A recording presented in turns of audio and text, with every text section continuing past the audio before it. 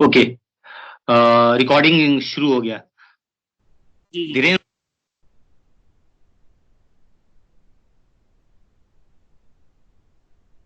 मेरी आवाज आ रही है आपको? हाँ, बिगिनिंग में थोड़ा सा फंस रहा था, अभी सही है। Okay okay. कैसे हैं? मैं बहुत बढ़िया हूँ विशारद जी, आप कैसे हैं और क्या हाल है, कैसा चल रहा है लॉकडाउन? लॉकडाउन तो बहुत मतलब जिस तरह से सारी दुनिया का हाल है उसी तरह से यहाँ पे भी है ना। जितने लोग हमें देख रहे हैं, मैं थोड़ा सा धीरेन जी का इंट्रोडक्शन देना चाहता हूँ। इनका पूरा नाम है धीरेन शुक्ला। मुंबई में है, बॉलीवुड में एज एन डीओपी काम करते हैं। बहुत सी बॉलीवुड की फिल्म, पंजाबी फिल्म और बहुत से वेब सीरीज में काम कर चुके हैं। आज बहुत फुर्सत के समय में मैं धीरेन भाई को रिक्वेस्ट करके कम से कम आधा घंटा 45 मिनट कुछ चीजों पे डिस्कस करने चाह रहा हूँ, है ना। धीरेन भाई, thank you for your time, है ना। आपको भी बहुत बहुत धन्यवाद, और आपसे हरदम बात करके मजा ही आता है। हम लोग जब भी मतलब कोई डिस्कशन करते थे सिनेमा को लेकर, तो वो मजा ही आता है हरदम। तो मैं बहुत उत्सुक हूँ आपसे बात करने में। आज फिर से हम एक नई शुरुआत करते हैं।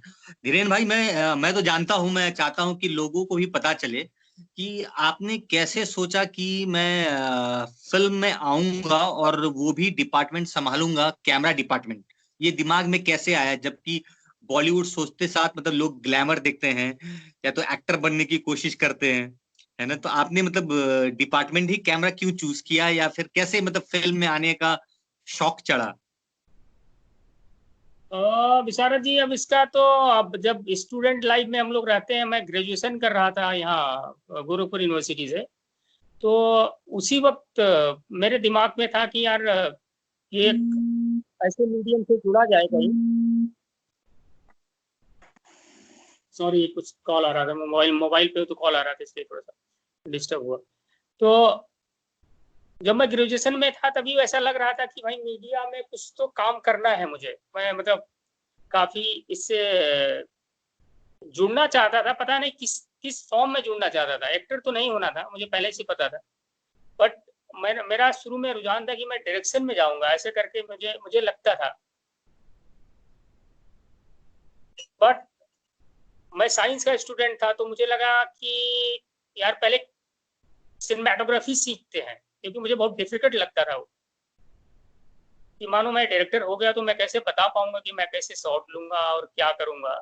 इसके नाते मुझे लगा कि भाई सिनेमाटोग्राफी बहुत इंटरेस्टिंग है। और उस वक्त मेरा दिमाग बन गया था, यार मैं सिनेमाटोग्राफी पहले सीखता हूँ, फिर देखेंगे डायरेक्शन में क्या होता है। तो ओके। उस तरीके से मैं सिनेमाटोग्राफी की तरफ थोड़ा सा मेरा इंक्लाइनेशन हुआ। और फिर मुझे चांस मिल गया एफटीआई में। एफटीआई पुणे।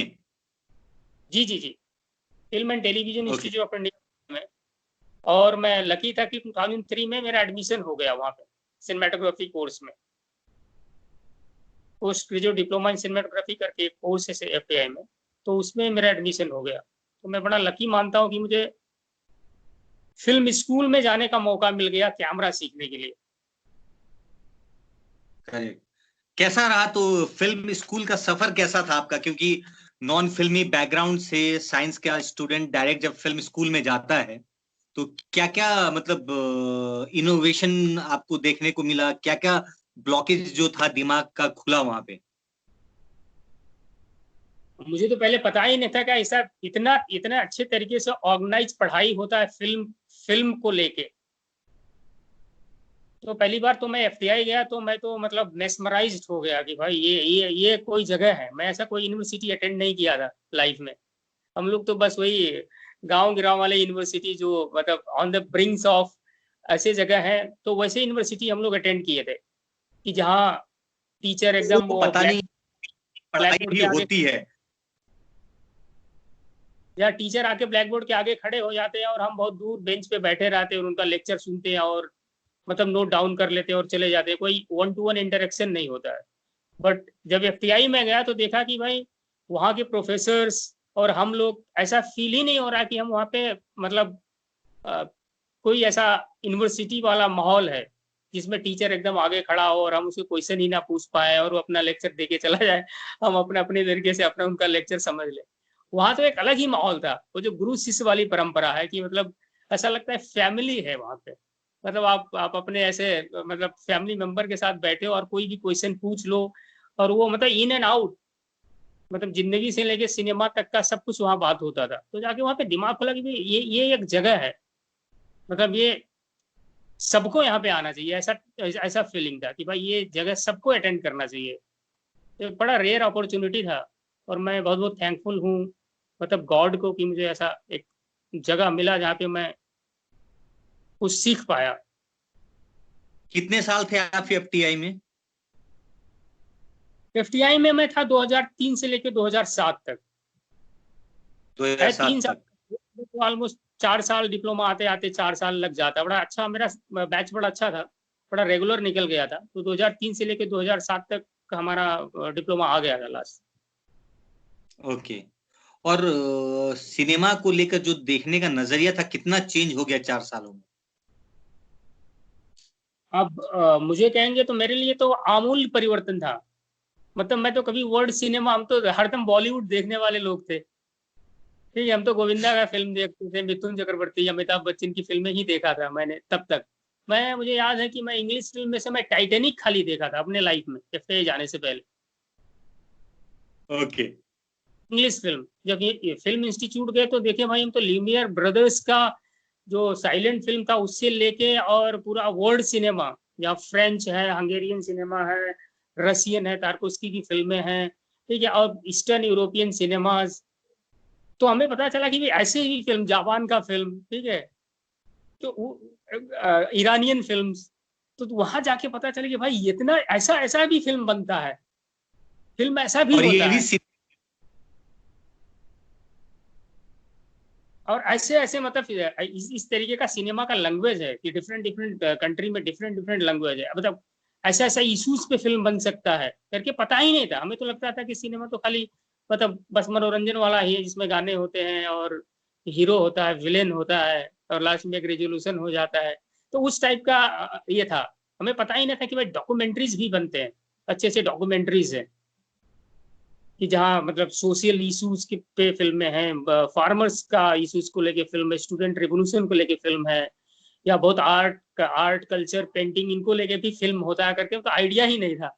उधर जाके फर्स्ट ईयर में तो ऐसा लगता था कि भाई ऐसे अब स्क्रीनिंग होता था हमारा 6:30 के बाद, इवनिंग में 6:30 के बाद हरदम स्क्रीनिंग होता, क्लास तो चलता ही था जहाँ पे थिएटर होते थे और अच्छी प्रोजेक्शन था, फिल्म प्रोजेक्शन, और अच्छे अच्छे प्रोफेसर आते थे, फिल्म के बारे में बताते थे, उस पर डिस्कशन चलता था, उनका पर्सपेक्टिव देखने को मिलता था कि भाई फिल्म को इस नजरिए से भी देखा जाता है। तो हम लोग तो भाई एकदम मतलब एक तो हम तो एकदम नॉर्थ बेल्ट के एकदम जहाँ पे एक किस्म से आप बोल सकते हैं कि इस तरीके से सिनेमा को मतलब देखने का जो नजरिया है वो था ही नहीं। वहां जाके ही लगा कि भाई हाँ इसमें तो है, बात है कुछ। हम जैसा सोचते थे उससे कई एक तो मतलब हम तो 1% भी नहीं सोचते थे फिल्म को लेके, जिस जिस तरीके से जो परसेप्शन था फिल्म का, यहाँ आके तो मतलब एक्सपोजर ही ठीक मिला है। है सिनेमा। अच्छा, एक बात बताइए, कौन सी ऐसी फिल्म आपने देखी एफटीआई में जो आपका लाइफ चेंजिंग एक मूवमेंट होता है हर आर्टिस्ट के लाइफ में? तो कौन सी ऐसी फिल्म आपने देखी जिससे आपको लगा कि आपका आप में अंदर से ही चेंज आ गया, थॉट प्रोसेस को लेके, विजुअल मीडियम को लेके? मतलब कौन सी ऐसी फिल्म थी? बिचारे जी, एक फिल्म कहलवाना बहुत मुश्किल बात है क्योंकि हम लोग इतनी सारी इतनी अच्छी फिल्में देखे हैं, ठीक है, और सर हर एक जनरा का फिल्म देखे हैं, तो हर एक जनरा में मतलब अलग अलग चेंजेस हुआ है। जैसे कोई डॉक्यूमेंट्री हमने देख लिया, ठीक है, कि हम्म, एक डॉक्यूमेंट्री फिल्म किसी किसी चीज पे एक डॉक्यूमेंट्री देखा, और बहुत सारे डॉक्यूमेंट्रीज हम लोग देखते थे, तो उसको देख के हम्म, भी लगता था कि ये भी एक सिनेमा का एक बहुत अच्छा मीडियम है जहाँ पे अपनी बात, लोगों का समस्या और वो सब रख सकते हैं। प्लस कितना फिक्शनल फिल्म था, जैसे ट्रूफो का फिल्म देख के ऐसा लगता था बड़ा इजी, बड़ा अच्छा फिल्म लगता है, बड़ा इजी अच्छा अच्छा टाइप का फिल्म है। टार्कोवस्की का मिरर उरर देख लो तो ऐसा लगता है कि अरे यार ये क्या विजुअल्स है, मतलब ये क्या फिल्म है। फिर हम लोग मतलब हंगेरियन वंगेरियन फिल्म था, ठीक है, तारा जुनूफ की फिल्में थी, बहुत सारी पैराजोनोव की फिल्में थी, बड़ा आर्टिस्टिक और एकदम कुछ वहाँ पे कोई डायलॉग ही नहीं है, खाली विजुअल चल रहे हैं। तो वो सब देख के भी बहुत वो हुआ, मतलब ये एक सिंगल फिल्म कह पाना। जैसे आप माजिद मजीदी की फिल्में हम लोग बहुत देखते थे, ईरानियन फिल्म, या एक छोटा सा एक एग्जैक्टली। बच्चा का के, और आप चिल्ड्रन ऑफ हेवन जैसे फिल्मों को लेके आप देखोगे तो आपको लगेगा भाई ये क्या फिल्म है, बच्चों का फिल्म। मतलब हम लोग बच्चों का फिल्म इधर, जब हम लोग जब ग्रोइंग पीरियड में थे, ग्रेजुएशन में थे या इंटरमीडिएट में थे, तो उस टाइम पे हम लोग वो फिल्म कभी देखने ही नहीं जाते थे। बच्चा बच्चों का फिल्म, उसको क्या देखना है। उसको देखे तो लगता था भाई ये है एक सिनेमा, मतलब आप एक इमोशनल फीलिंग, और आप कैसे पर्दे पे निकाल के लेके आते हो, और आप कैसे उसको देख के प्रभावित हो जाते हो इतना ज्यादा, आपको रोना आ जाता था, एग्जैक्टली। जैसे बाइंडिंग, आप हुक्ड हो जाते थे जब वो चलता था। तो वो सब फिल्में हैं, वो सब देख के ऐसा लगता था कि भाई ये सब फिल्म है। या मतलब इंडियन सिनेमा में अब अदुर गोपाला कृष्णन की फिल्में हैं, वो सब देख के ऐसा लगता था कि भाई ये अच्छा, इंडिया में ऐसा फिल्म, ऐसा ऐसा फिल्म भी बनता है यार, इंडिया में ही ऐसा फिल्म बनता है। हमें एक्सपोजर ही नहीं था। सही या बात है, आप सही बात है। सत्यजीत रे एक की फिल्म, एक्सपोजर ही तो दे सकता है अपने स्टूडेंट्स को। वही तो वो तो महासागर था। मतलब वो देख के मुझे लगा कि भाई ये जगह है, मतलब यहाँ पे पूरा दुनिया है। ठीक है, नेशनल आर्काइव ऑफ इंडिया भी एफटीआई से एसोसिएटेड है, तो वहां पे भी मतलब हरदम स्क्रीनिंग 6:30 के स्क्रीन में आर्काइव में रहता था। और आर्काइव के हम्म। पास ऐसा फिल्में हैं अभी तो, अभी इस टाइम का अभी बात करेंगे 2020 का, इसमें तो अभी क्या हुआ है कि मतलब स्ट्रीमिंग प्लेटफॉर्म्स इतने आ गए हैं कि आप अभी सारे वर्ल्ड सिनेमा आप आपको मिल जाता है। यूट्यूब से लेके टॉरेंट से लेके आप कहीं भी ढूंढो तो सब फिल्में मिल जाती है आपको। उस टाइम पे कुछ नहीं था, मतलब आर्काइव ही था, आर्काइव में इतने अच्छे अच्छे प्रिंट थे। फिर वहाँ ऑकेजनली फिल्म फेस्टिवल होते रहते थे, रेट्रोज होते रहते थे, फला डायरेक्टर का, इसराइल के डायरेक्टर्स के हैं। फिर आप मतलब कोई अपना सीनियर कुरोसावा का पूरा एक लॉट ही चल गया। ठीक है, अब मणिकौल हम्म। सर का एक लॉट गया, तो उसमें बहुत सीखने को मिलता था। ओके। अब ये बताइए, एफटीआई से निकलने के बाद का जर्नी, जब तक आप इंस्टीट्यूट में रहते हैं आप सीखते हैं, बहुत सी चीजों को देखते हैं, मगर जब आप वहां से निकल के जब मुंबई आए तो आपका सफर कितना मतलब डिफिकल्ट रहा या कितना आसान रहा काम मिलने के लिए? क्योंकि अब तो काम ढूंढना पड़ेगा, सीख तो लिया। तो जब आप मुंबई पहुंचे तो मतलब आपका जर्नी आपने कैसे शुरुआत की है, या आपने कैसे प्लानिंग की कि मैं क्या करूं कि एज एन सिनेमेटोग्राफर मुझे काम मिले? क्या क्या किया? मैं ये चाहता हूँ कि ये सारे लोग आपकी जर्नी को मतलब सुनना डेफिनेटली चाहेंगे।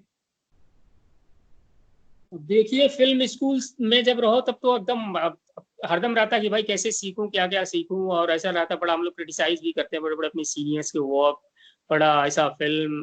ठीक है, जनरली ऐसा परसेप्शन रहता है कि भाई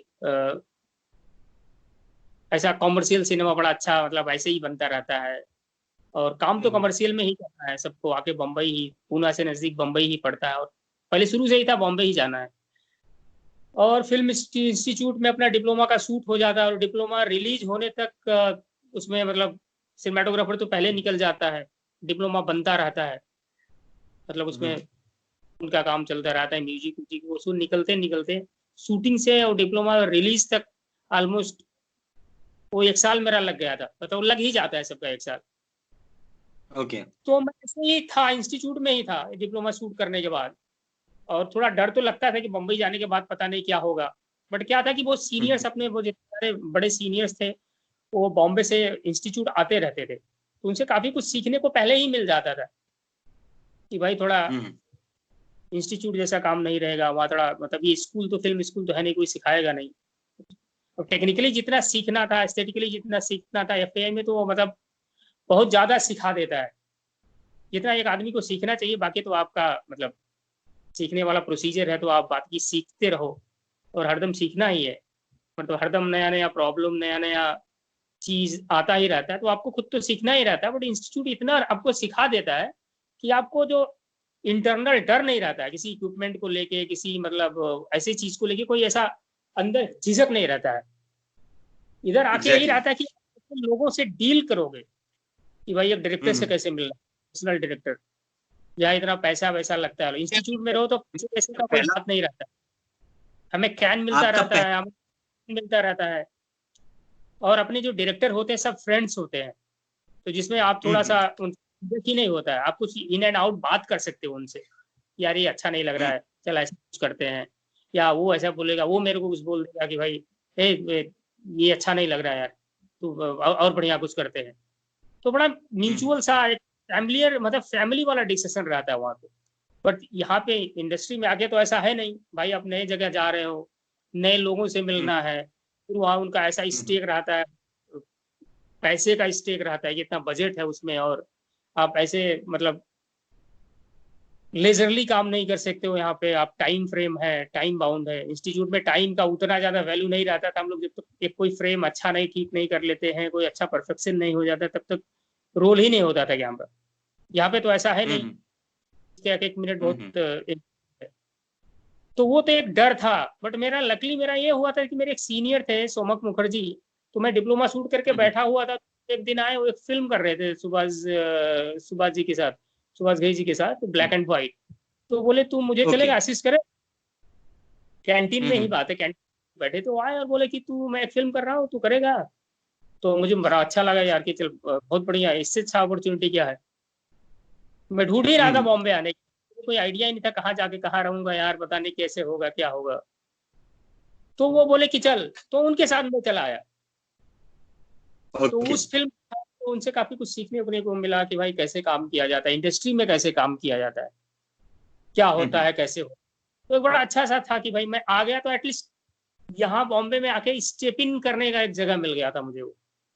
और फिर ऐसे मिलता गया, फिर सीनियर थे परमवीर सिंह, फिर वो एक फिल्म कर रहे थे हल्ला करके, फिर उन्हें EMI की, उनके साथ में चला गया, तो उनके साथ काफी दिन रहा, एक साल 2 साल तक, तो काफी अच्छा था। मतलब कभी ये नहीं हुआ कि मैं बॉम्बे में नया हूँ, क्योंकि सब सीनियर्स थे, तो एक बड़ा अच्छा प्लेटफॉर्म मिल जाता है FTI से आने के बाद, आपको एक अच्छा सपोर्ट मिल जाता है। एक अच्छे इंस्टीट्यूट से पास आउट होने का एक ये फायदा है कि सीनियर्स पहले से काम कर रहे हैं, तो आपको अप्रोच करने में इजी हो जाता है।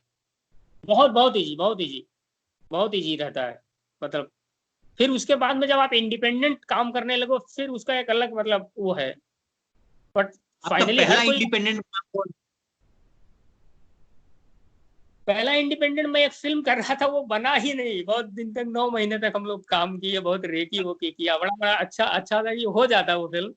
बट एक डायरेक्टर थे, बट वो मतलब अभी शायद पता नहीं कहाँ है, तो मुझे ऐसे ही मिल गए थे मेरे मतलब अपने बैचमेट के थ्रू ही ऐसा लगा कि फिल्म एक बंदा, एक डायरेक्टर कैमरामैन ढूंढ रहा है, तेरे को चाहिए क्या, कर ले। तो वो फिल्म का टाइम था, तो जब फिल्म पे शूट चलता था, तो उनसे बातचीत हुई। फिर मेरा पहला फिल्म ही था, मुझे लगा कुछ भी फिल्म मिल जाए यार, ऐसा रहता है इंस्टीट्यूट से निकल के आओ यार, कोई इंडिपेंडेंट फिल्म मिल जाए, मैं करूँ करूँ करके। तो एक ऐसे इंडी फिल्म था, तो वो मिल गया। तो वो फिल्म 9 महीने तक हम लोगों ने एज ए प्री प्रोडक्शन किया, लेकिन वो फिल्म फाइनली वो शूट हुआ ही नहीं। गए पूरा इंडिया में वो रेकी किया, मध्य प्रदेश से लेके मतलब वाही, फिर मध्य प्रदेश पूरा छान मारा, झारखंड पूरा छान मारे, फिर मॉरिशस गए, मॉरिशस बहुत छान मारे हम लोग पूरा लोकेशन को लेके, बट वो फिल्म हुआ ही नहीं। तो बड़ा मतलब मुझे बहुत दुख हुआ था कि यार यार फर्स्ट फिल्म ही था और हुआ ही नहीं, अब क्या होगा। ओके अच्छा धीरेन भाई, अब ट्रेनिंग हो गई, बॉम्बे आ गए, है ना, काम मिलना शुरू हो गया। मैं ये चीज पूछना चाहता हूँ, और शायद जितने भी लोग हैं जो कल के समय में सिनेमेटोग्राफर बनना चाहते हैं, तो एज एन सिनेमेटोग्राफर फिल्म में आपका रोल क्या होता है? जैसे आपको स्क्रिप्ट कोई डायरेक्टर ने अप्रोच किया, और जब आपको स्क्रिप्ट आपके हाथ में आती है, तो शूटिंग से लेके या प्री प्रोडक्शन से लेके लास्ट तक एग्जैक्टली DOP का रोल क्या होता है? अब DOP का रोल देखिए, अब ऐसे कहा जाए तो मतलब जो थियोरेटिकली ऐसे कहा जाता है कि ये मतलब थियोरेटिकली क्या, ऐसे प्रैक्टिकली भी है। बहुत सीनियर भी कहते थे कि दे आर एज लाइक को राइटर ऑफ द फिल्म, मतलब को राइटर ऑफ द बुक। एक राइटर होता है, एक को राइटर होता है। तो DOP का सबसे मेन काम है कि भाई आप उस स्टोरी को विजुअली कैसे रिप्रेजेंट करते हो, मतलब विजुअली कैसे दिखाते हो सेम स्टोरी को। आप उस स्टोरी के साथ कितना समझ पाए हो, और आपको विजुअली कैसे उस कहानी को आप दर्शकों तक कैसे पहुंचाते हो। तो DOP का तो एक मेन रोल है। और DOP का रोल जैसे यदि सिनेमा को आप 3 भागों में बांटते हैं, प्री प्रोडक्शन, प्रोडक्शन और पोस्ट प्रोडक्शन, तो डीओपी मतलब स्क्रिप्ट से लेके यदि कोई अच्छा फिल्म बन रहा है, मतलब जहाँ पे आप टोटल आपका कंट्रीब्यूशन रहता है, तो वो आप स्क्रिप्ट से लेके आप लास्ट का प्रिंट निकलने तक, मैरिड प्रिंट निकलने तक आपका रोल रहता है वहां तक। ठीक है, अभी डीसीपी हो गया, डीसीपी तक आपको ये रहना वर्ड पड़ता है। प्रिंट बहुत दिनों के बाद मैंने सुना है, क्योंकि डिजिटल आने के बाद लोग ये शब्द को यूज नहीं करते। हाँ, अभी थोड़ा सा टर्मिनोलॉजी थोड़ा चेंज हुआ, क्योंकि पूरा अभी 2000 मतलब आप देखेंगे 2007 के बाद, 2007 8 या 2010 के बाद, 2010 के बाद डिजिटली एकदम डिजिटल कैमराज आ गए और उसका वर्कफ्लो ही टोटली चेंज हो गया। मतलब अभी रेयरली, मतलब बहुत बड़े जो प्रिविलेज्ड आदमी हैं, नॉलन जैसे डायरेक्टर्स या टैरेंटिनो जैसे लोग, वो लोग ही फिल्म पे शूट कर पा रहे हैं, बाकी सब डिजिटली ही है। प्लस अब मीडियम यार, कलम आने से कविता थोड़ी चेंज हो जाएगा। कलम बहुत टाइप के कलम आते हैं, किताब कॉपी आते रहते हैं, नोटबुक आते रहते हैं। कविता तो लिखने वाले गुलजार साहब तो उसी पे लिख रहे हैं, लैपटॉप पे भी लिख रहे हैं, उस पे भी लिख रहे हैं, तो सेम ही है। तो फिल्म आने से और डिजिटल आने से आपको कुछ ऐसा बहुत बेहद मतलब बृहद अंतर नहीं है, थोड़ा टेक्निकल अंतर हो गया, या थोड़ा लोगों का नॉस्टैल्जिया भी है कि भाई फिल्म ऐसा था और वैसा था। अब मुझे कोई स्क्रिप्ट आता है, जैसे मेरा जो अप्रोच है, सबका अलग अलग अप्रोच होता है। अब मैं तो सीख ही रहा हूँ यार, अभी मैं तो मतलब सीख ही रहा हूँ, मतलब सिनेमाटोग्राफी तो मैं अभी मैं नहीं बोलूंगा कि मैंने बहुत ऐसा कुछ किया है, मैं सीख ही रहा हूँ सिनेमाटोग्राफी। तो मेरा जो अप्रोच है स्क्रिप्ट को लेके कि मतलब किस कहीं से कोई डायरेक्टर या कोई प्रोडक्शन हाउस से फोन आया, जनरली हमें डायरेक्टर के थ्रू ही काम आता है। कोई डायरेक्टर बिगिनिंग में ही अपना दोस्त है, कोई फ्रेंड सर्कल का आदमी है जो फिल्म कर रहा है, तो स्क्रिप्ट से ही इन्वॉल्व कर लेता है कि यार मैं एक स्क्रिप्ट लिख रहा हूँ और ऐसा है, तो काम करोगे क्या मेरे साथ, या जैसा भी है। तो फिर और मेरा जो अप्रोच है, मैंने स्क्रिप्ट लिख लिए है, तो मैं चाहूंगा कि मैं चाहता हूँ कोई डायरेक्टर से कि भाई मुझे आप पहले नरेट कर दो अपना स्क्रिप्ट। क्या होता है, कोई स्क्रिप्ट मैं पहले पढ़ लूँ तो ऐसा मैं खुद का फिल्म बनाने लगता हूँ। बट डायरेक्टर कोई नरेट कर देता है तो फिर मैं उसके विजन के थ्रू, उसके थ्रू जाने लगता हूँ, वो कैसे फिल्म को देख रहा है। तो मैं करता हूँ कि वही स्क्रिप्ट आ गया मेरे पास, मतलब किसी डायरेक्टर ने अप्रोच किया, तो मेरा ये रहता है कि मैं पहले कहता हूँ कि आप मुझे एक बार नरेट कर दीजिए, फिर मुझे स्क्रिप्ट दीजिए। फिर वो नरेट कर देते हैं पूरा, फिल्म डायरेक्टर या राइटर डायरेक्टर दोनों मिलके। तो फिर मैं लाके घर पे स्क्रिप्ट पढ़ता हूँ इत्मीनान से, फिर मैं स्क्रिप्ट पढ़ लेता हूँ और डायरेक्टर ने जैसे जैसे नरेट किया था उस विजन से पढ़ लेता हूँ। फिर मैं अपना सिनेमाटोग्राफी मार्किंग करता हूँ, सिनेमाटोग्राफर्स पॉइंट ऑफ व्यू, कि ये स्क्रिप्ट में ये सीन में इमोशनल ग्राफ क्या है, कि मतलब इमोशनली कैसे कैसे जा रहा है, इसका मूड क्या है, इमोशनल मूड क्या है सीन में, ये किस। अब उसको 3-4 भाग में मैं पहले बाइफरकेट कर लेता हूँ कि इमोशनल मूड क्या क्या है। ये टाइम पीरियड में ये कहानी है किस टाइम पीरियड में हो रहा है, एरा क्या है। मतलब वही कंटेम्प्रेरी है या कोई पीरियड है, 90s है, 80s है, 50s है, ये कहाँ पे हो रहा है, स्पेस घर है, गांव है, या फिर एक्सटीरियर है, इंटीरियर है। फिर उसके बाद जाता हूँ, फिर डे है, नाइट है। अब डे नाइट में भी है, मतलब इमोशनल मूड क्या है, मतलब मॉर्निंग है, इवनिंग है, डस्क है, डॉन है, आफ्टरनून है। और ये किस जेनरा का फिल्म है, ड्रामा है या फिल्म है, या कोई साइकोलॉजिकल थ्रिलर है, या कॉमेडी है, या बच्चों की फिल्म है। तो उस तरीके से मैं पहले फिल्म को एनालिसिस, स्क्रिप्ट को एनालिसिस करता हूँ, एक नोट बनाता हूँ।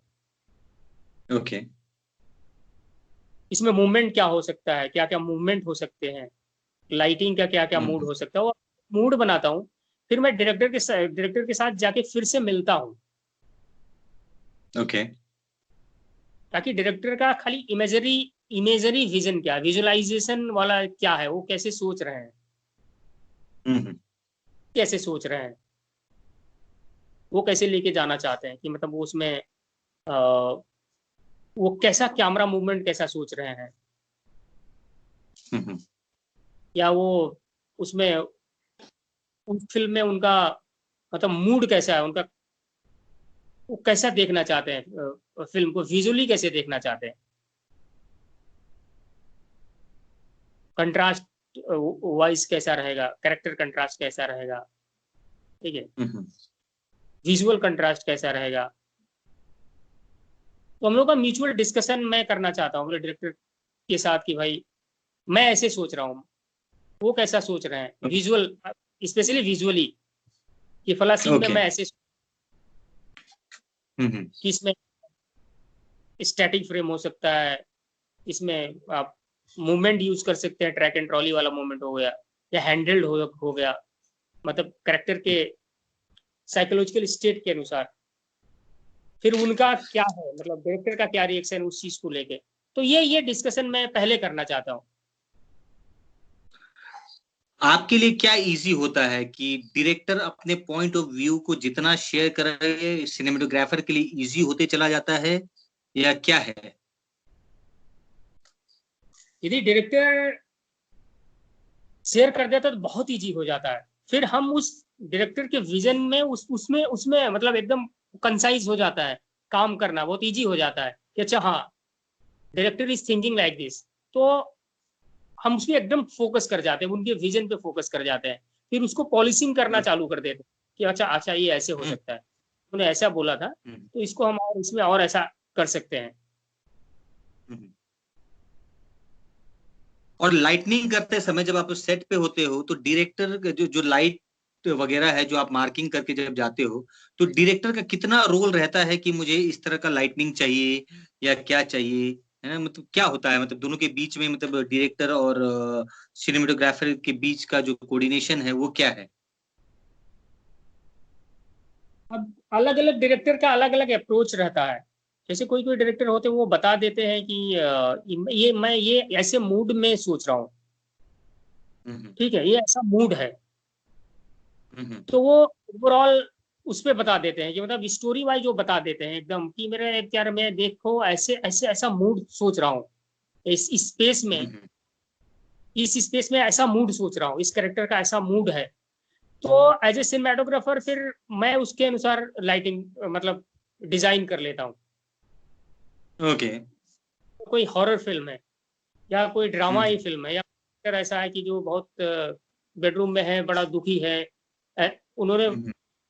इमोशनली बता दिया कि उसका ऐसा मेंटल स्टेट है, तो उसके अनुसार हम्म। मैं लाइटिंग। या कोई कोई डायरेक्टर ऐसा हो तो बड़ा प्रिसीजन वाइज बता देते हैं कि यार मेरे को ऐसा यहाँ पे एक सॉफ्ट टाइप का चाहिए, वो हम्म। बैकग्राउंड में ऐसा आएगा, या वो बंदा ऐसा सिलवेट में खड़ा है विंडो के सामने और सिलवेट है, बड़ा बड़ा एकदम ओके। डायरेक्टली बता देते हैं। तो अलग अलग हम्म। अप्रोच है, सब दोनों अच्छा रहता है, मतलब वो आप कैसे, आप एज ए डायरेक्टर और सिनेमेटोग्राफर कैसे आप उसको एक आपस में एक म्यूचुअल अंडरस्टैंडिंग कैसे डेवलप कर लेते हो विजुअल का। तो दोनों अप्रोच मुझे ओके। अच्छा लगा। ओके। और हम जब जनरली शूट जैसे के फिल्म का डिस्कशन हो गया, वो सब हो गया, फिर हमारा टीम का जो मीटिंग होता है, जैसे मानो हम्म। मैंने डायरेक्टर के साथ डिस्कशन कर लिया सिनेमेटोग्राफी पॉइंट ऑफ व्यू से, बट डायरेक्टर के ओके। साथ साथ पूरा टीम होता है, चोटीज का जो टीम है, हम्म। जिसमें प्रोडक्शन डिजाइनर, आर्ट डायरेक्टर, हम्म। बहुत अहम भूमिका आर्ट डायरेक्टर का सिनेमेटोग्राफी के लिए। तो आर्ट डायरेक्टर तो मेरा मतलब बैकबोन ही है, वो स्पेस कैसे है, उनका प्रॉप कैसा है, उसके अनुसार ही सिनेमेटोग्राफी होगा। तो हम्म। उनके साथ कॉस्ट्यूम डिजाइनर के साथ मीटिंग, ये अपने यदि सिंग साउंड है तो साउंड रिकॉर्डिस्ट जो सेट पे रहेंगे उनके साथ का मीटिंग, हम्म। कभी कभी एडिटर रहते हैं, एडिटर के साथ जो एक अपना एक चोडीज का एक मीटिंग है डायरेक्टर के हम्म। साथ, director, DOP, costume designer, production हम्म। डिजाइनर, साउंड रिकॉर्डिस्ट, उसके साथ का एक बृहद मीटिंग रहता है, जिसमें हम लोग डिस्कस कर लेते हैं कि अब वो लोग कैमरा से क्या एक्सपेक्ट करते हैं, या मैं उनसे कर देता हूँ, मैं शेयर कर देता हूँ कि भाई मुझे ये फला सीन में ऐसे ऐसे लग रहा है, आप ऐसे ऐसे करो, बहुत अच्छा हो जाएगा विजुअली, मैं और उसको इनहेंस कर सकता हूँ और अच्छा कर सकता हूँ। या उसमें कोई ग्राफिक्स का काम है जो बाद में मुझे रिप्लेस करना है फिल्म में, कि पीछे कुछ विंडो के पीछे कुछ अभी कंटेम्प्रेरी में कुछ स्ट्रक्चर बन गया है, उसको बाद में हमें रिप्लेस करके पीरियड का कुछ स्ट्रक्चर बनाना है। तो उसमें जो आर्टिस्ट हैं उनका इन्वॉल्वमेंट, वो सब प्री प्रोडक्शन में बड़ा जरूरी होता है, उसको डिस्कस करना, और करते हैं हम लोग, मतलब उस टाइप से काम होता है। तो जब हम सेट पे आते हैं ड्यूरिंग प्रोडक्शन, जो शूट के टाइम पे आते हैं, तो काम बहुत इजी हो जाता है, क्योंकि ऑलरेडी हम डिस्कस कर चुके होते हैं। प्लस रेकी के बाद हम पूरा स्पेस डिसाइड कर लेते हैं कहाँ पे हमें शूट करना है, किस टाइम पीरियड, किस मतलब डे के किस टाइम पे शूट करना है, फला सीन किस टाइम पे शूट करेंगे। और वो रेकी हो गया, रेकी के बाद मानो आप हमारी ईपी होते हैं, एग्जीक्यूटिव प्रोड्यूसर, बहुत मतलब अहम वो है तो भाई हाँ यहाँ पे ये हो शूट हो सकता है, नहीं हो सकता है, या हमारे बजट में वो आ रहा है कि नहीं आ रहा है। उसके बाद लोकेशन डिसाइड हो जाता है, तो फिर हम जाते हैं सेकंड रेकी, मतलब इसको टेक्निकल रेकी बोलते हैं। अब टेक्निकल रेकी पे जाके हम लोग, मैं डायरेक्टर, प्रोडक्शन डिजाइनर और भी अपने एसोसिएट असिस्टेंट डायरेक्टर्स, उनके साथ एक ब्लॉकिंग करते हैं जिसको स्टेजिंग बोलते हैं। तो मतलब मानो कोई बिल्डिंग या कोई घर हमने चूज कर लिया, तो कोई एक एक्सटीरियर इंटीरियर जो भी है स्पेस हमने चूज कर लिया, तो उसमें शॉर्ट स्टेजिंग कैसे होगा, कि फला सीन में एक्टर कहाँ से कहाँ जाएगा, क्या होगा, कहाँ पे रहेगा, विंडो पे जा रहा है, विंडो पे आ बेड पे बैठ रहा है, सोफा पे बैठ गया, या कितने एक्टर, नंबर ऑफ एक्टर्स कितने हैं। तो शूट में आने से पहले वहां पे हम लोग, अभी डायरेक्टर के साथ डायरेक्टर्स व्यू फाइंडर होता है, अभी बहुत सारे एप्लीकेशंस आ गए हैं, आर्टेमिस डायरेक्टर व्यू फाइंडर, उससे हम लोग ब्लॉकिंग कर लेते हैं, मोटी मोटा ब्लॉकिंग हो जाता है। यदि बहुत बृहद मन एड वेड होता है तो टोटल प्रिसाइज ब्लॉकिंग हो जाता है, अदरवाइज फिल्म रहता है तो जितना भी ब्लॉकिंग हम कर पाते हैं, maximum blocking short to short, short to short, इस शॉर्ट में ये रहेगा, इस शॉर्ट में ये रहेगा, ऐसा रहेगा, वो करके एक ब्लॉकिंग हो जाता है। तो वो हम स्टिल्स ले आते हैं, डिजिटल स्टिल्स ले आते हैं, मानो फिर हम कहीं बाहर से, फिर बॉम्बे ऑफिस में फिर हम उसका डिजिटल स्टिल्स ले आते हैं, फिर उधर आके बहुत बृहद डिस्कशन होता रहता है, इस शॉट में ऐसे होगा, इस शॉट में ऐसे होगा, या कुछ उस शॉट में हमें कोई टेस्ट ही करना है, भाई इसमें टेस्ट करके देख लेते हैं, तो वो पर्टिकुलर शॉट हम पूरा कॉस्ट्यूम के साथ या मेकअप के साथ या कोई कैमरा का कुछ स्पेशलाइज्ड कुछ हमें वहां पे करना है, तो उसके साथ एक टेस्ट देते हैं बॉम्बे आके। तो उस तरीके से काम होता है प्री प्रोडक्शन में, प्री प्रोडक्शन का जो पार्ट है, ऐसा काम होता है। फिर मतलब सारा काम तो ये तो डायरेक्टर के साथ काम हो गया, डायरेक्टर के टीम के साथ। फिर मेरा टीम आता है कि सिनेमेटोग्राफर्स टीम के साथ अब मुझे भी बहुत काम करना पड़ता है प्री प्रोडक्शन में,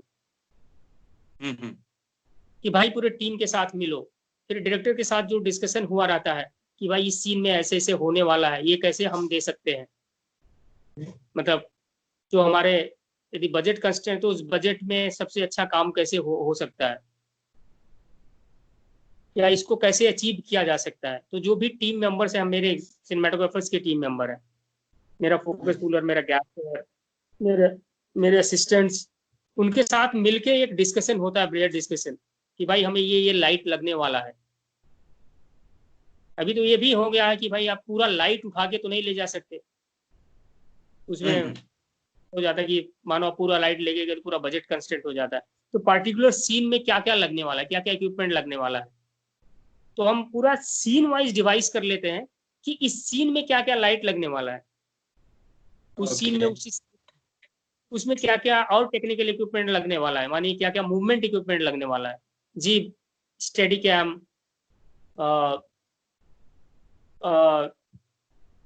पैंथर डॉली या ट्रैक एंड ट्रॉली, या और सारा इक्विपमेंट जो है, या पर्टिकुलर कोई लेंस हो गया कि प्रोब लेंस यूज कर रहे हैं फला लेंस फला सीन में, तो सीन वाइज हम लोग डिवाइड कर लेते हैं कि हमें इस सीन में क्या क्या इक्विपमेंट लगने ही वाला है। तो उसका एक लिस्ट बनाते हैं पहले। यदि टेस्ट करना रहता है, अब शूट में जाने से पहले बहुत सारे टेस्टिंग करना पड़ता है जैसे सिनेमेटोग्राफर। अब कैमरा हम कहाँ से ले रहे हैं, क्या कैमरा, पहले बात चॉइस ऑफ इक्विपमेंट क्या है, उनके साथ बैठ के बात हो जाती है कि भाई मैं ऐसा लुक चाहता हूँ, ऐसा लुक चाहता हूँ। फिर अपने ईपी रहते हैं, एग्जीक्यूटिव प्रोड्यूसर, उनसे बात हो जाती है कि अपना ये बजट है, इस बजट में ये इक्विपमेंट आएगा, तो उस इक्विपमेंट, उस बजट में, उस दायरे में रह के एक इक्विपमेंट का चॉइस करते हैं कि फला कैमरा चाहिए।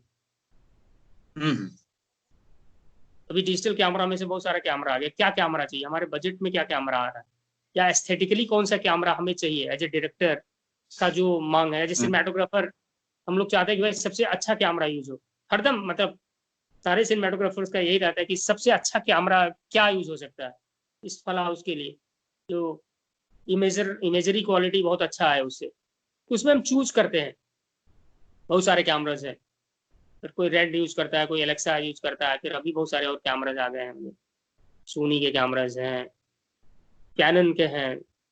तो कैमरा आप लोग lenses, choice of lenses, spherical lens use करना है, कोई एनामॉर्फिक यूज करना है, या उस लेंस में भी बहुत सारा लेंसेज है, अल्ट्रा प्राइम लेंसेज है, जैसे कूक है। तो क्या कलेक्ट कलेक्ट चॉइस है, क्या आपको क्या बजट में मिल रहा है, तो वो चूज करते हैं हम, उसको अप्रूव करवाते हैं प्रोडक्शन से कि भाई ये अप्रूव हो गया, ये है फला फला सीन में एक इक्विपमेंट यूज होने वाला है, इसमें जिम्मी जीप यूज होने वाला है, या इसमें स्टडी कैम का शॉर्ट स्टडी कैम यूज होने वाला है, या इसमें गिम्बल चाहिए तो गिम्बल होने वाला है, या हैंडल्ड होने वाला है ये सीन।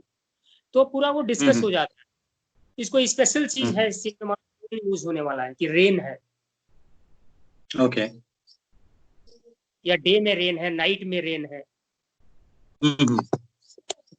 नाइट में कोई गांव शूट करना है तो उसके लिए हमें क्या स्पेशल लाइट चाहिए, बलून लाइट चाहिए, या हम बहुत बड़ा इंडस्ट्रियल क्रेन यूज करने वाले हैं, तो वो सब का हम तैयारी करते हैं और प्रोडक्शन के थ्रू उसका अप्रूवल करवाते हैं। तो उसमें प्री प्रोडक्शन में बहुत ये सब बहुत काम रहता है।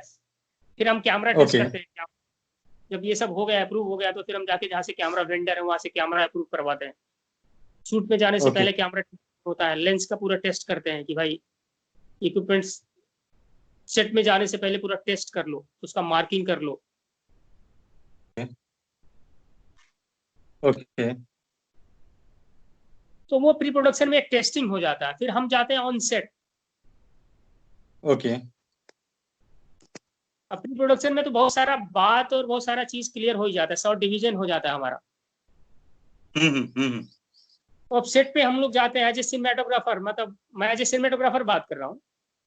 फिर शूट के टाइम पे पहले, आज मानो सेट पे हम लोग गए हैं, सीन का पहला शुरुआत है, तो सीन कैसे शुरू करना है, तो हम तो ऑलरेडी पहले वो डिस्कशन हो जाता है डायरेक्टर के साथ स्टेजिंग के बारे में, शॉर्ट डिवीजन के बारे में। अब कभी कभी होता है कि हम एक्टर के वर्कशॉप में भी बैठते हैं, बॉम्बे में एक्टर यदि वर्कशॉप चल रहा है तो वर्कशॉप में भी बैठते हैं, तो उधर भी पता चल जाता है कि एक्टर इस सीन को कैसे परफॉर्म कर रहे हैं, वो कैसे कर रहे हैं। तो एक्टर के मूवमेंट, एक्टर का वो इमोशनल, वो देख के उसके अनुसार भी हम शॉर्ट को कभी कभी हम वो करते हैं, ट्विक कर देते हैं कि भाई इसमें बहुत अच्छा लग रहा है, एक्टर ऐसे परफॉर्म कर रहे हैं। अब एक्टर तो वहां पे जब वर्कशॉप करते हैं बॉम्बे में, तो वो तो एक हॉल में करते हैं, वो स्पेस नहीं होता है जहाँ पे शूट करना है। एग्जैक्टली।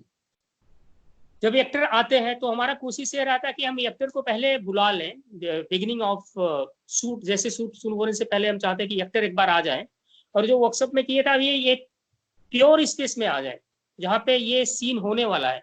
उस स्पेस में वो जितने नंबर ऑफ कैरेक्टर्स है वो आके वहां पे एक बार मॉकिंग रिहर्सल कर लें, मतलब मोटी मोटा एक रिहर्सल हो जाए वहां पे, एक्टर कहाँ पे एक्टर आके खड़ा हो रहा है, एक्टर कहाँ कंफर्टेबल आके खड़ा होना, या डायरेक्टर, कभी कभी डायरेक्टर ही बता देते हैं यार मेरे को ऐसे ऐसे चाहिए, तो एक्टर उस तरीके से अब आके एक बार परफॉर्म कर देते हैं वहां पे। फिर हम बोलते हैं सर आप अभी चले जाओ। अब उसके अनुसार मुझे आइडिया हो जाता है कि एक्टर यहाँ यहाँ यहाँ यहाँ यहाँ इस स्पेस में इस पॉइंट पे जा रहे हैं। ओके। तो अब डायरेक्टर के साथ हमारा हो जाता है कि हाँ यदि शॉर्ट डिवीजन को थोड़ा मॉडिफाई करना है कि हाँ ये मूवमेंट यार एक्टर ऐसे कर रहा है तो यहाँ पे थोड़ा ऐसे होगा, ये मूवमेंट ऐसे कर लेते हैं। वो डिस्कशन हो गया, हमारा ब्लॉकिंग लॉक हो गया, तो फिर हम लाइटिंग पे जाते हैं कि भाई अब हमें अपने गैफर को बोल के, लाइटिंग टीम को बोल के कि भाई ऐसे ऐसे लाइटिंग करना है। ओके। मैं उसको बता देता हूँ कि भाई मेरे को यहाँ पे ऐसे लाइट चाहिए, बैकग्राउंड पे ऐसे चाहिए, फोरग्राउंड में ऐसे चाहिए, ठीक है, एक्टर के ऊपर ऐसा लाइट चाहिए, या पूरा पहले स्पेस ही लीटअप कर देते हैं, उस मूड के अनुसार स्पेस लीटअप हो जाता है। तो ये मोटी मोटा प्रोसीजर है लाइटिंग का, ऐसा ऐसा ऐसा लाइटिंग हो जाता है। अब जब फिल्म खत्म हो जाती है, टाइम जब आप पूरी फिल्म शूट टाइम में पूरा करना है, तो लाइटिंग जब हम कर लेते हैं तो फिर हम डायरेक्टर को इन्फॉर्म कर देते हैं, एडीज को इन्फॉर्म कर देते हैं कि हमारे हमारे तरफ से लाइटिंग हो गया है, आइए शूट करते हैं। तो ये है, मतलब ये बेसिक स्ट्रक्चर है काम करने का, ये बेसिक। अब जब एक बार जब आप फिल्म शूट करके जब कंप्लीट हो जाता है, तो उसके बाद क्या रोल होता है डीओपी का? मींस कलर करेक्शन में क्या काम होता है, एडिटिंग में आपका कितना इन्वॉल्वमेंट होता है? अब सबसे बड़ी बात आ जाती है ड्यूरिंग शूट ही। अभी क्या है कि लाइव एडिटिंग का लोग यूज कर रहे हैं, ऑनलाइन एडिटिंग जिसको मतलब ऐसा वेक टर्म है ऑनलाइन एडिटिंग, कि सेट पे एडिटर आ जाता है और सेट पे ही, कि कोई बड़ा सेट बना हुआ, सेट टूट ना जाए या कुछ शॉट रह ना जाए, तो हम सीन का एक ओवरऑल रफ कट, एक रफ एडिट कर लेते हैं। ओके। तो उधर हमें जाता है कि कहाँ हमको ये शॉट छूट तो नहीं रहा है, या हम कैसे कर रहे हैं। तो वो भी एक कॉन्सेप्ट आ गया। तो एडिट ऑलमोस्ट पहले सेट पे ही रफ एडिट, अभी ऑलमोस्ट जितना भी मैं फिल्म किया हूँ तो almost rough edit on set ही हो जाता है। तो कभी लगता है कि हाँ ये कहीं सेट मतलब रिमूव करने से पहले ही कुछ रहता है तो हम शॉट ले लेते हैं। ओके। उस कि भाई ऐसा लाइटिंग कंटिन्यूटी मानो था कि एडिटर ने एडिट किया, हम दूसरे सेट पे चले गए और पिछले वाले सेट का कुछ ऐसा शॉट बचा हुआ है, तो हम उसको आके तुरंत शूट कर लेते हैं रिमूव होने से पहले। ओके। या कलर चेंज होने से पहले, मानो सेट का कोई पीरियड, टाइम पीरियड था, तो सेट का कलर चेंज रहा, उससे पहले कोई शॉट बच ना जाए पिछले टाइम पीरियड का, तो एडिटर कैसे बोलता है कि एक शॉट का जरूरत था इसमें, आपको एक और ले लीजिए तो अच्छा रहेगा, या फला ऐसा कुछ रहता तो अच्छा रहता, या उस सेट का ही ऐसा कुछ ट्रांजिशन के लिए कोई शॉट है, ये सेट का ले लीजिए तो अच्छा रहेगा, तो वो हम ले लेते। प्लस अभी क्या डिजिटल प्लेटफॉर्म है, तो हम कोई ऐसा नहीं कि फिल्म जा रहा और प्रोसेस होके आएगा, और प्रोसेस होके आएगा तो फिर हम रसेस देखेंगे, फिर उसमें मॉडिफाई करेंगे। अभी क्या है कि ऑन सेट हो, ऑन सेट ही आपका मॉनिटर लगा हुआ रहता है और आपके पास डीआईटी होता है जो आपके फुटेज को संभालता रहता है। ओके। वो फुटेज संभालता रहता है, और या कन्वर्ट करना रहता है, कोई फुटेज हाई रेजोल्यूशन फुटेज है तो उसको कन्वर्ट करना है, तो शाम को हम लोग देख लेते हैं जो डेलीज है, इसको रसेस बोलते हैं। वो शाम को अगर टाइम कहीं मिला तो फिर हम एक नजर दौड़ा लेते हैं कि कैसा जा रहा है, ठीक है, इसमें लाइटिंग कंटिन्यूटी वाइज कैसा जा रहा है, कलर कैसा जा रहा है, मोटी मोटा, क्योंकि हम तो रॉ शूट कर रहे हैं। और अभी क्या है कि जितना कलर मॉडिफिकेशन है, एक बार हम ड्यूरिंग प्री प्रोडक्शन डिसाइड कर लेते हैं डायरेक्टर के साथ कि हमारा मूड ऐसा रहेगा, फिल्म का ऐसा मूड रहेगा, लाइटिंग वाइज ऐसा रहेगा, या आर्ट डायरेक्टर के साथ, कॉस्ट्यूम डिजाइनर के साथ हम डिसाइड कर लेते हैं इसमें कलर, हम पर्टिकुलर सीन में ऐसा कलर स्ट्रक्चर रहेगा हमारा, इस थीम में जाएंगे कलर के, इस मूड में है कलर का, तो अब तो डिसाइड हो ही जाता है मोटी मोटा। बट अब रॉ फुटेज को हम, एक बहुत बड़ा प्रोसीजर है जो पोस्ट प्रोडक्शन, पहले क्या होता है सिनेमाटोग्राफर्स के लिए पोस्ट प्रोडक्शन बहुत कम रहता था। ओके। बहुत रहता कि जो ऑलरेडी शूट होता था सेट पे ही शूट हो जाता था, कोई फिल्टर लगा के, ये लगा के, कलर वलर ऐसे आ जाता था, और हम टेबल करेक्शन करते थे जब फिल्म रहता था, तो वो बहुत छोटा प्रोसीजर रहता था, बहुत ज्यादा आप चेंजेस नहीं कर पाते थे, छोटा मोटी मोटा ऐसे ही चेंज होता था, लाइट नंबर इधर उधर कर लिया। बट अभी क्या हुआ है, डिजिटल आने के बाद एक सिस्टम आ गया जिसको बोलते हैं डीआई, डिजिटल इंटरमीडिएट, ठीक है। कंप्यूटराइज हम कलर करेक्शन करते हैं, जिसको कलर ग्रेडिंग अभी बोला जाता है। डिजिटल इंटरमीडिएट से ज्यादा कलर ग्रेडिंग या सीसी कलर करेक्शन भी बोलते हैं। वो बहुत ही मतलब लंबा प्रोसीजर हो गया सिनेमेटोग्राफर्स के लिए। पहले हम क्या करते थे, पूरा सीन का डीओपी करता है, पूरे एक रील का कलर करेक्शन होता था। अभी क्या हो गया, हर एक फ्रेम का हो रहा है। मतलब सीन शॉट शॉट तो छोड़ ही दीजिए, हर एक फ्रेम का सीसी हो रहा है। ठीक है, तो जितना एडिटर को टाइम लगता है कट करने में, हमें अभी पोस्ट में उतना ही टाइम लग रहा है। अब मैं डीओपी हूं, मैं आ गया, फिर एक बहुत बड़ा अहम भूमिका है कलर ग्रेडर का, कलरिस्ट का जिसको बोलते हैं। अब मैं कलरिस्ट को बताता हूँ, ये डायरेक्टर मुझे बताया हुआ था कि भाई मेरा फिल्म ऐसे ऐसे है, ऐसे लेके जाना है। अभी मैं ग्रेडर को वैसे बताता हूँ कि भाई मैंने ऐसे ऐसे कंसीव किया था, मैंने ऐसे ऐसे लाइटिंग किया है, तो मैं चाहता हूँ कि फिर रॉ जो फुटेज है, रॉ के बाद मेरा प्रिंट आए, या मैं जो अभी फाइनल मेरा प्रिंट आए, उसमें मैं अपने लाइटिंग को ऐसे देख रहा हूँ, इस मूड में देख रहा हूँ, मैं कलर ऐसे देख रहा हूँ पार्टिकुलर सीन में। तो मैं ग्रेडर को एक्सप्लेन करता हूँ। फिर हम लोग म्यूचुअली एक लुकअप टेबल बनाते हैं, एलयूटी बनाते हैं, जिसको आप बोल सकते हैं एलयूटी मीन्स ऐसे ऐसे आप यदि लेमैन टर्म में बोलेंगे तो एक म्यूचुअल एग्रीमेंट, मतलब एक फ्रेम को म्यूचुअली एग्री करके उसका एक लुक बनाते हैं।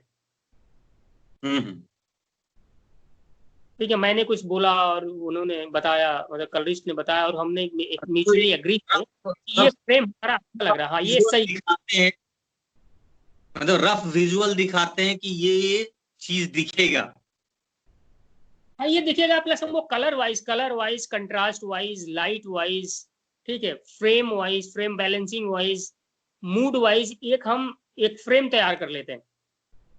फला सीन का एक लुक तैयार कि मानो हीरो का घर है, हीरो का घर है, ठीक है, तो इसका ये लुक है। हम दोनों लोग डिसाइड कर लेते हैं कलर वाइज, लाइटिंग वाइज, ये हमने एक फ्रेम डिसाइड कर लिया।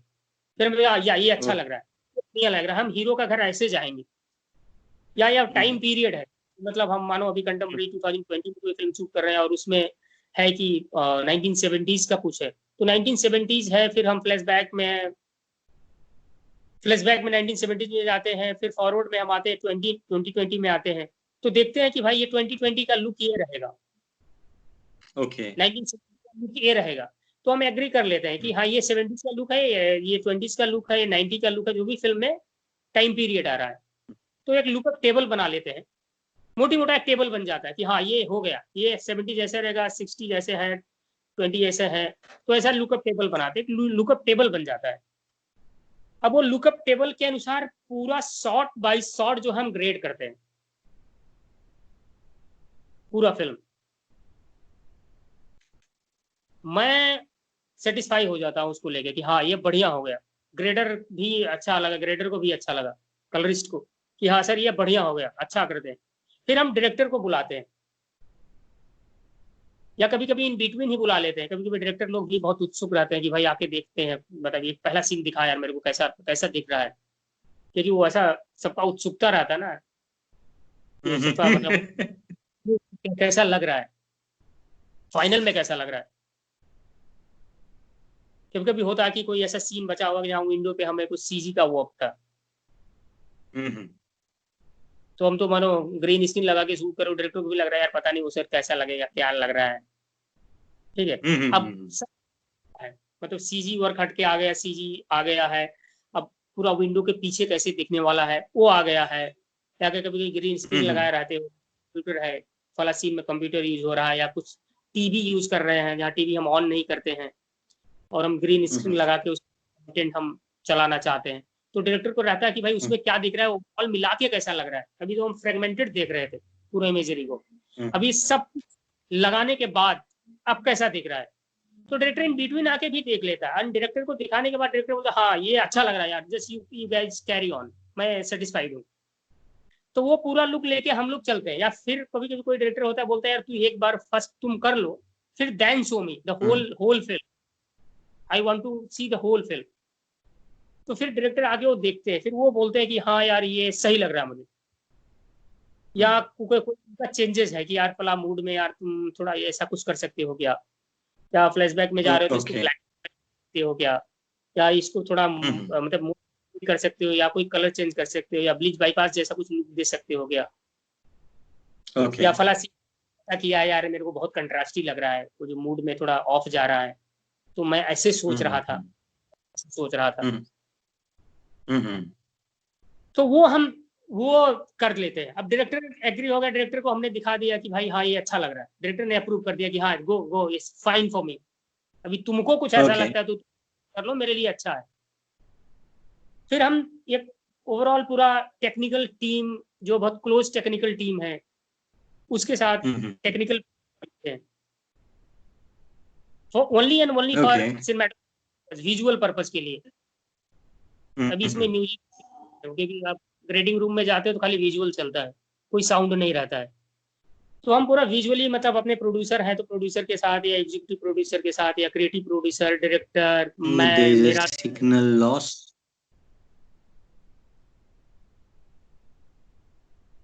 Vishara ji, can you hear me?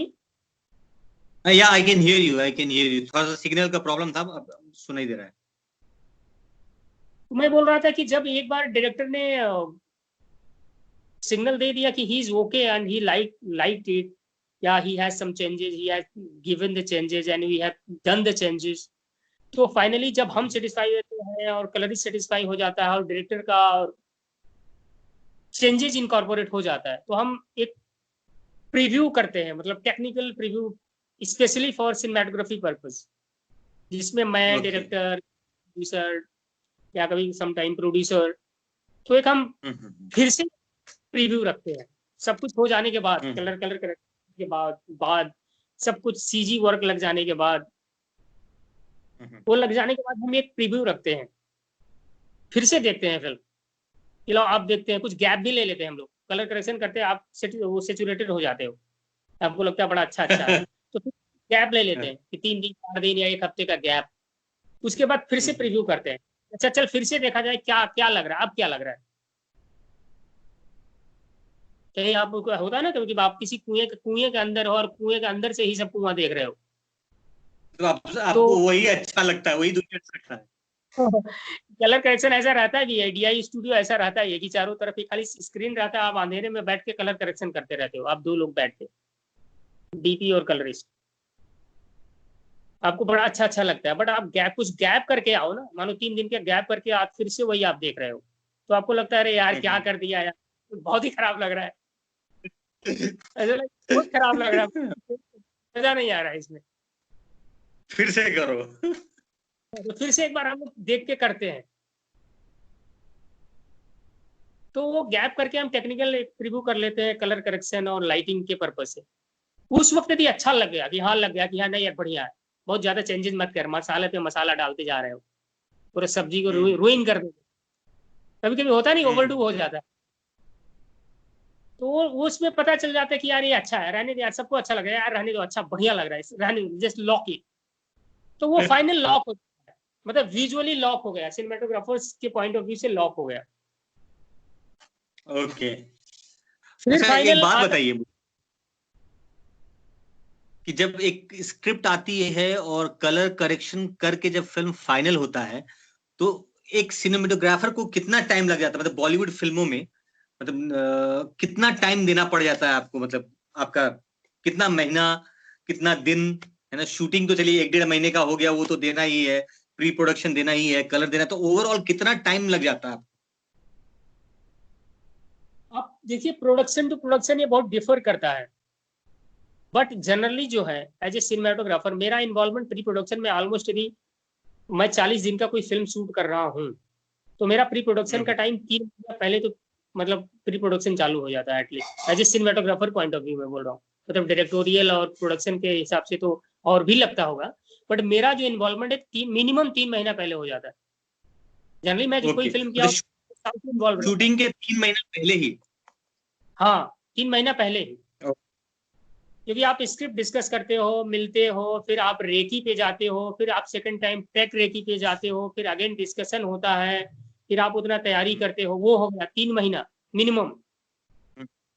Right. ठीक है, 3 महीने में आप ऑन ऑफ आप 1-2 दिन का ही शूट ले सकते हो। माने कोई ऐड का शूट आ गया 1 दिन का, 1-2 दिन का, तो आप कहीं कर सकते हो। अदरवाइज आप कहो फुल फ्लेज फिल्म कर लो, तो आप कोई एक फिल्म आप करना शुरू कर दिए हो तो आप नहीं कर पाओगे उस बीच में।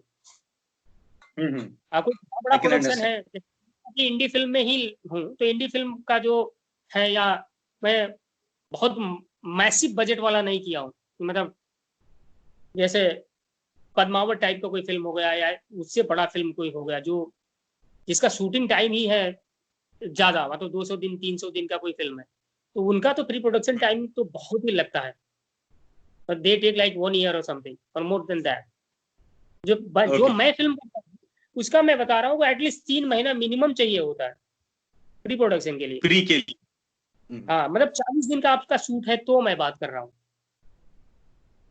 शूटिंग टाइम बल्कि कम लगता है, क्योंकि आप पहले प्री प्रोडक्शन कर लेते हो अनटिल अनलेस कोई नेचुरल डिजास्टर नहीं आता, आपका कोई लोकेशन नहीं निकल जाता है, तो शूटिंग बड़ा टाइम पे हो जाता है। कोई एक्टर का डेट्स और ये सब का इशू ना रहे, तो शूटिंग टाइम अब बहुत अच्छे टाइम पे हो जाता है शूट। तो शूट हो गया हमारा 40 दिन का शूट हो गया, तो टोटल शूट में तो आप एज ए डीओपी तो शूट में आप 24 आवर्स इन्वॉल्व हो। ओवरऑल 7 से 8 महीना एक फिल्म के लिए डीओपी को देना ही पड़ता है। मिनिमम 6 महीना तो बोल दो आप, मिनिमम 6 महीना। कोई आप फीचर फिल्म कर रहे हो तो 6 महीना मिनिमम है। आप बड़ा कोई प्रोडक्शन कर रहे हो तो आप 2-2 साल भी लगता है। जो बड़ा वो फिल्म तो है ही। तो मेरे स्ट्रेचर का फिल्म है वो मैं ऑलमोस्ट 6 मंथ तो मेरा तो चला जाता है, 6 महीने। अभी तक धीरेन भाई आपने मतलब टोटल कितनी फिल्मों में एज एन डीओपी कर लिया आपने? मतलब हिंदी, उसके बाद पंजाबी फिल्में हैं, है ना? तो कितनी फिल्म कर लिया अभी ओवर द, मतलब आपने, आप 2007 में मुंबई आए और अब 13 साल हो चुके हैं मतलब बॉम्बे में आपको, तो कितने फिल्म कर चुके हैं अभी आप? हो गया यार, ऐसे ऐसे ऐसे जुड़ोगे तो कभी कभी लगता है कि यार क्या कर रहा हूँ मैं, कितने टाइम हो गया। बट ऐसे ऐसे देखो तो ऐसा लगता है यार अभी तो शुरू ही नहीं किया हूँ, ऐसा भी फीलिंग आता है। अरे यार अभी तो शुरू ही नहीं हुआ, ठीक है, अब बहुत कुछ करना है। फीलिंग आता है यार अभी तो बहुत अच्छा कुछ करना है, अभी कुछ किया ही नहीं। हर एक काम करो ऐसा लगता है बहुत खराब किया था, अब इसमें बहुत अच्छा करना है, टाइप का फीलिंग आता है। एज ए सिनेमेटो वो शायद सभी आर्टिस्ट का रहता होगा, एज एक्टर का भी रहता होगा। आप यदि एक्टर है तो आपको भी रहता होगा कि यार यार इसमें क्या कर दिया था, इसमें आपकी अभी चांस मिलेगा तो बहुत अच्छा करूंगा। बाद में जाके आप देखो तो आप अपना ही काम गंदा लगता है। हाँ, गंदा लगता है, कभी कभी ऐसा लगता है कि यार बहुत अच्छा भी हुआ था। कभी कभी कोई हाँ। सीन देख के लगता है यार उस टाइम पे बहुत अच्छा हो गया था, हम्म। अभी इसको रिपीट करना पड़े तो नहीं कर पाऊंगा, ऐसा टाइप का फीलिंग आता है। कभी कभी कोई सीन देख के लगता है यार ये और अच्छा हो सकता था यार, और बढ़िया हो सकता है।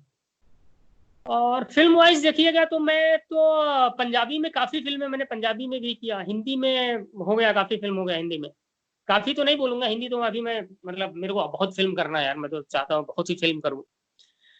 बट जितना भी फिल्म मिली हिंदी में मैंने 4-5 फिल्म तो हो गया रिलीज अनरिलीज मिला के। अभी एक फिल्म मेरी आने वाली है, हॉरर फिल्म है, मैंने इंस्टीट्यूट एफटीआई के ही डायरेक्टर हैं अतुल, उनके साथ एक फिल्म कर रहा हूँ जो अभी पोस्ट भी चल रहा है मेरा, तो डीआई ही चल रहा है। एक वेब सीरीज आ रहा है, एक अविनाश दास जी हैं अनारकली अपारा के डायरेक्टर, उनका एक वेब सीरीज है, वो कर रहा हूँ, तो उसका पोस्ट चल रहा है।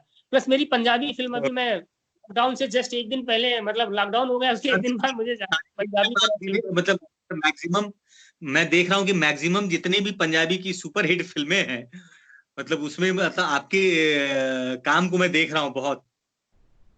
जैसे पंजाबी में मेरा हो गया होगा ऑलमोस्ट, मुझे लग रहा है 7-8 फिल्म हो गया है, जिसमें आप मुझे आप अमेजन प्राइम पे आप बहुत सारी फिल्में हैं मेरी देख सकते हैं।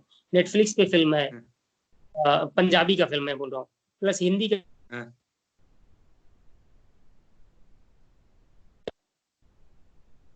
सॉरी बेचारे जी कॉल डिस्टर्ब कर रही है। तो कोई प्रॉब्लम। बालकन करके फिल्म किया था, फिर 12 कंपनी करके एक फिल्म की, और फिर मैंने एक फिल्म किया था children film society of India का फिल्म है, भुजंग करके एक फिल्म की थी, मोहन प्रताप सिंह डायरेक्टर हैं, बड़े अच्छे डायरेक्टर, उनका एक फिल्म किया। अब तो फिल्म कर रहा हूँ, वर्किंग टाइटल है डाई फाई, वो कर रहा हूँ हिंदी में। ओके। जो मतलब ये पंजाबी फिल्म की बात करने वाला था, तो अभी तो सब लॉकडाउन कोरोना जी के नाते सब तो अभी ऐसे हो गया। प्लस पंजाबी मैंने एक फिल्म किया था, डाकुआ दा मुंडा एक फिल्म है, काफी वो हिट हुआ था और बड़ा पीरियड कंटेम्परेरी वो फिल्म था। उसका सेकंड अभी सीक्वल बना रहे थे हम, जो शूट करने जाने वाला था। ओके। और वो किया, प्लस मैंने डॉक्यूमेंट्री भी काफी किया है। प्लस मैंने अभी वेब सीरीज स्ट्रीमिंग प्लेटफॉर्म्स के लिए, जो नेटफ्लिक्स पे मेरा एक सीरीज है ये मेरी फैमिली, जो टीवी फॉलो करने किया था, एक सीरीज है ट्रिपलिंग सीजन 2 है। प्लस अभी ये अविनाश जी का जो वेब सीरीज है वो था। तो ये सब काफी मैं कई प्लेटफॉर्म पे, मतलब जो भी जितना होता है, जो हमें फिल्म इंस्टीट्यूट में पढ़ाया गया था कि सारा चीज मतलब ये विधा है, सब पे काम करना है एज ए सिनेमेटोग्राफर, तो ऑलमोस्ट मैं सब कुछ किया हूँ। मैं डॉक्यूमेंट्रीज किया हूँ, ठीक है, डॉक्यूमेंट्रीज, फिर ट्रेवलॉग टाइप का वो सब series, film, regional film, Hindi film, ठीक है। उसके बाद में म्यूजिक वीडियोज, तो सब कुछ, मतलब सब कुछ चल रहा है। और जो भी आता है मुझे, जो भी आता है वो कर लेता हूँ यार मैं। अभी मुझे मतलब ऐसा लगता है कि कुछ भी मिल जाए किसमें अच्छा काम हो सकता है, ठीक है, ऐड हो गया, प्रोमो हो गया, हरदम है कि कुछ कुछ करूं मैं, तो ऐसा ऐसा टाइप का फीलिंग है। चलिए ठीक है धीरेन भाई, बहुत अच्छा लगा आपसे बात कर कर, है ना। बहुत दिनों के बाद हमारी बातचीत हो रही है और बहुत इंटेंस बात हो गया सिनेमा को लेके, है ना। मैं नहीं हो, चाहता हूं कि जल्दी हमारी बात बहुत हरदम इसके बाद भी होता रहे। हाँ हमेशा होता रहेगा, डेफिनेटली होता रहेगा, है ना। और हम जब भी मिलते हैं हमारी बात ही ऐसी होती है, मतलब इंटेंसी होती है हर चीज को लेके, है ना। और मैं आशा करता हूँ कि आप बहुत अच्छा काम करें, है ना।